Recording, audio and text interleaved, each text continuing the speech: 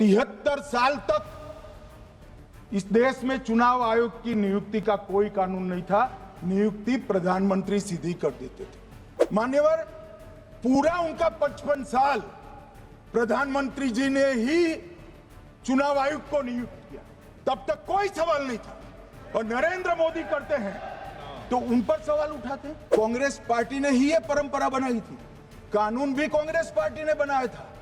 मगर आज आरोप करना है इसलिए आपने चुनाव चोरी कर लिया, चुनाव चोरी कर लिया, चुनाव चोरी के कहने से कुछ नहीं होता। जनता हमको सुनती है भाई, और हम जवाब भी देते। 45 दिन के बाद कोई डिस्प्यूट की प्रोविजन ही नहीं है एक्ट में, तो 45 दिन के बाद ये सीसीटीवी फुटेज क्यों रखना चाहिए? अब इतनी सादी समझ नहीं है। मैं क्या कर सकता हूँ? सब समझ के कोई इंजेक्शन नहीं होते जो भ्रम से दे दिया। मान्यवर, कर विपक्ष के नेता ने 3 सवाल पूछे थे और 4 सुझाव दिए थे। पहला सवाल था, मुख्य न्यायाधीश को चुनाव आयोग चयन समिति से बाहर क्यों निकाला गया? पहला सवाल था। दूसरा सवाल था, दिसंबर 2003 में कानून बदलकर चुनाव आयोग को पूर्ण प्रतिरक्षा क्यों दी गई? और तीसरा शार्प क्वेश्चन था, सीसीटीवी फुटेज 45 दिन में नष्ट करने का कानून क्यों लाए?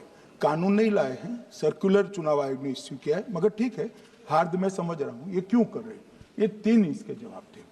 मान्यवर, मैं इसमें से सबसे पहले सवाल का जवाब देना चाहता हूं। मान्यवर, मुझे पूरा सुनकर जरा आप आपत्ति लीजिएगा, क्योंकि मैं बताऊंगा तो पास से ही, मगर वर्तमान का भी जवाब दूंगा। मान्यवर, 73 वर्ष तक इस देश में चुनाव आयोग की नियुक्ति का कोई कानून ही नहीं था। माननीय सभी सदस्य ध्यान से मुझे सुने, 73 साल तक इस देश में चुनाव आयोग की नियुक्ति का कोई कानून नहीं था। नियुक्ति प्रधानमंत्री सीधी कर देते थे। और मान्यवर, मैं आज ये पूरे देश को बताना चाहता हूं कि टोटल अब तक जितने चुनाव आयुक्त हुए और जितने मुख्य चुनाव आयुक्त और चुनाव आयुक्त, ये सभी इसी प्रकार से हुए। अब 2003 के कानून पर मैं बाद में आता हूं। 1950 से 1989 चुनाव आयोग एक सदस्यीय था। प्रावधान क्या था? कोई कानून नहीं था। प्रधानमंत्री जी फाइल भेजते थे राष्ट्रपति जी को, और राष्ट्रपति जी नोटिफिकेशन बहाल नहीं करते। तो भाई उस वक्त बरोबर चुनाव था, सबसे अच्छा था। नहीं, मैं ये नहीं पूछता नियुक्ति की प्रक्रिया। मान्यवर, पूरा उनका 55 साल प्रधानमंत्री जी ने ही चुनाव आयोग को नियुक्त किया, तब तक कोई सवाल नहीं था। और नरेंद्र मोदी करते हैं तो उन पर सवाल उठाते हैं, मगर हमने तो ऐसा भी नहीं किया। मान्यवर, फिर 89 से 91, जब 89 में चुनाव आयुक्त उनकी सुनते नहीं थे, तो पहली बार उस पर ब्रेक लगाने के लिए चुनाव आयोग को बहुत सदस्यीय बनाया गया। ये बिहार के चुनाव के कारण ही हुआ, परंतु वो भी प्रधानमंत्री की फाइल से ही अपॉइंट होते हैं। और मान्यवर, 21 चुनाव आयुक्त, कमिश्नर और मुख्य चुनाव, और 21 और 29 इस प्रकार से हुए जिसमें कोई प्रधानमंत्री जी ही रखते थे। कांग्रेस पार्टी ने ही ये परंपरा बनाई थी, कानून भी कांग्रेस पार्टी ने बनाया था। मगर आज आरोप करना है इसलिए आपने चुनाव चोरी कर लिया, चुनाव चोरी कर लिया, चुनाव चोरी के कहने से कुछ नहीं होता। जनता हमको सुनती है भाई, और हम जवाब भी देते। मान्यवर, ये 50 से लेकर 2023 तक कोई कानून नहीं। बाद में 2023 में एक अनूप वरणवाल बनाम भारत सरकार मुकदमा हुआ। उसमें सुप्रीम कोर्ट ने कहा कि भाई चुनाव आयुक्त की नियुक्ति थोड़ी पारदर्शी होनी चाहिए। सुझावी था, ऑर्डर नहीं था। हमारे सॉलिसिटर जनरल ने वहां कंसेंट दी, तो उन्होंने कहा कि भाई हमें कानून बनाने में थोड़ी देर लगेगी और हमें इस पर कंसल्टेशन भी करना पड़ेगा, चुनाव आयोग से भी करना पड़ेगा। तो उन्होंने कहा ठीक है, अगर आप सहमत हैं, मैं जजमेंट और आर्गुमेंट पढ़कर कर, अगर आप सहमत हैं तो जब तक कानून नहीं बनता चीफ जस्टिस ऑफ इंडिया की अध्यक्षता में एक कमेटी बने और प्रधानमंत्री और विपक्ष के नेता इसके मेंबर। हमें कोई आपत्ति नहीं, हमने हाँ बोला सर। और विपक्ष के नेता भी थे, प्रधानमंत्री थे और सीजे। 2023 में कानून बन गया। कानून क्या बना? विपक्ष के नेता, प्रधानमंत्री तय करेंगे, वो एक मंत्री और स्वयं प्रधानमंत्री, ये तीन लोग बैठकर चर्चा कर मेरिट्स में चुनाव आयुक्त और मुख्य चुनाव आयुक्त की नियुक्ति करेंगे।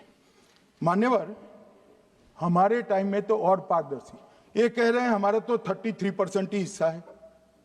भाई 33% तो है ना, हमारा तो हिस्सा ही नहीं था। और मान्यवर, मैं रिकॉर्ड से बताता हूं, 2012 में सीयूसी की नियुक्ति होनी थी।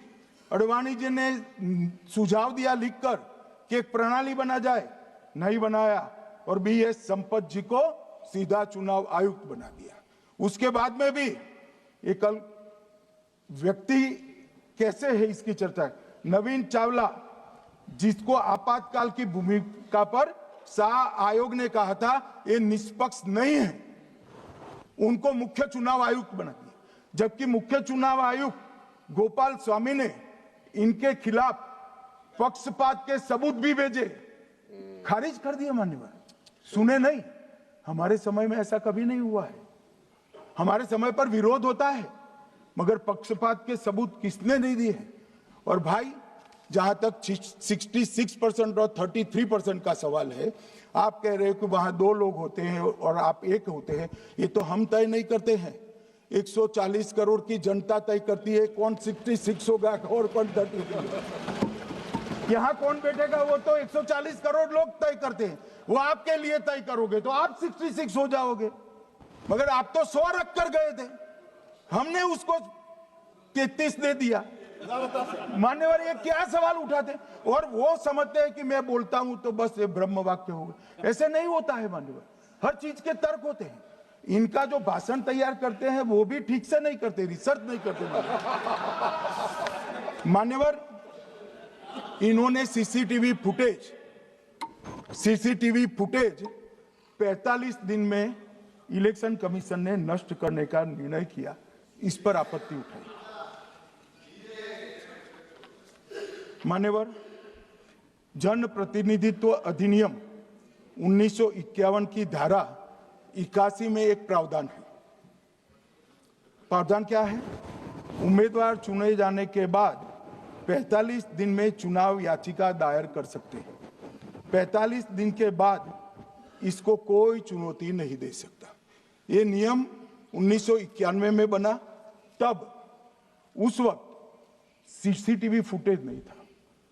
सीसीटीवी फुटेज बाद में चुनाव आयोग ने एक सर्कुलर से रूल्स में बदलाव कर ऐड किया। अब किया क्या है चुनाव आयोग ने? सीसीटीवी फुटेज का जो रिकॉर्ड है उसको जन प्रतिनिधित्व अधिनियम की 1951 की धारा 81 के साथ संरक्षित किया है, मतलब अलाइन किया है कि 45 दिन के बाद कोई डिस्प्यूट की प्रोविजन ही नहीं है एक्ट में, तो 45 दिन के बाद ये सीसीटीवी फुटेज क्यों रखना चाहिए? अब इतनी सादी समझ नहीं है सब। मैं क्या कर सकता हूं? सब समझ के कोई इंजेक्शन नहीं होते जो भड़ाम से दे दिया। मान्यवर, ये धारा 81 1951 से है, मगर पहले पर्चियों से होते थे तो पर्ची के लिए थी। अब सीसीटीवी फुटेज का कैमरा आ गया तो सीसीटीवी फुटेज ऐड कर दिया। मान्यवर, उन्होंने कहा, और इस वक्त जब सीसीटीवी फुटेज जब प्रक्रिया में ऐड किया, तब स्पष्ट चुनाव आयोग ने कहा था कि सीसीटीवी रिकॉर्डिंग संवैधानिक दस्तावेज नहीं है, ये आंतरिक प्रबंधन है। किस चीज का आंतरिक प्रबंधन? कि चुनाव शीश होने के बाद कोई पुनः मतदान की अर्जी करता है कि भाई ये मतदान मथक में चुनाव ठीक नहीं हुआ, तो चुनाव आयोग जो निर्णय करता है वो सीसीटीवी फुटेज के आधार पर करता है। पहले मौखिक करता था, टेक्नोलॉजी आई, सीसीटीवी फुटेज स्वीकार कर लिया। अब ये आंतरिक प्रबंधन के लिए है मान्यवर। फिर भी चुनाव आयोग का जो निर्णय मैं बताता हूं, उन्होंने कहा सामान्य जनता को एक्सेस होना चाहिए। रूल्स बनाया गया है, सामान्य व्यक्ति सीसीटीवी फुटेज उच्च न्यायालय में जाकर 45 दिन के अंदर ऑर्डर करा सकता है। अब ये कहेंगे 45 दिन में जजमेंट नहीं आएगा, मगर उच्च न्यायालय इतना ऑर्डर कर सकता है कि सीसीटीवी फुटेज आप डिस्ट्रॉय मत करना। मान्यवर, राजनीतिक दलों को एक्सेस देने का उन्होंने प्रावधान करा है, तो वो चुनाव को चैलेंज करे राजनीतिक दल 45 दिन के अंदर। ऑटोमेटिक जो चुनाव चैलेंज होता है मान्यवर, उसका सीसीटीवी फुटेज नियमों से हम चुनाव आयोग रिजर्व कर देता है। मान्यवर, ये प्रक्रिया कुछ पढ़ते नहीं। इसके बाद पॉलिटिकल एजेंटों को एक्सेस होनी चाहिए। पॉलिटिकल एजेंट भी मान्यवर हाईकोर्ट से इसको प्राप्त कर सकता है। अब करते कुछ नहीं, एक भी ना हाईकोर्ट में अर्जी करी, ना चुनाव आयोग में करी, और सीसीटीवी फुटेज का बहाना लेकर बोलने लगे। अब इतने लाखों बूथों का सीसीटीवी फुटेज हर नागरिक मांगने लगा कोई कारण के बगैर, तो किस प्रकार से चुनाव आयोग दे सकता है? किस प्रकार से दे सकता है? यहां हुआ क्या है, सब प्राप्त करना चाहते हैं वो प्रेस कॉन्फ्रेंस कर। उनको लगता है कि मेरी प्रेस कॉन्फ्रेंस ये संवैधानिक प्रावधान के तहत होती है। ऐसा नहीं होता है। वे प्रेस कॉन्फ्रेंस जो करते हो जिन मुद्दों का, इसकी लीक कर अर्जी दे दो, टपक से मिल जाएगी सारी दिख, मगर अर्जी नहीं करते, कोर्ट में नहीं जाते हैं, चुनाव आयोग में नहीं जाते हैं, और चुनाव चोरी हो गया, चुनाव चोरी हो गया, चुनाव चोरी हो गया करते। मान्यवर, ऐसे नहीं चलेगा। इस देश को, लोकतंत्र को आप धूमिल नहीं कर सकते, और सबने सीखना चाहिए, और भाषण ढंग से तैयार करने का भी सीखना चाहिए।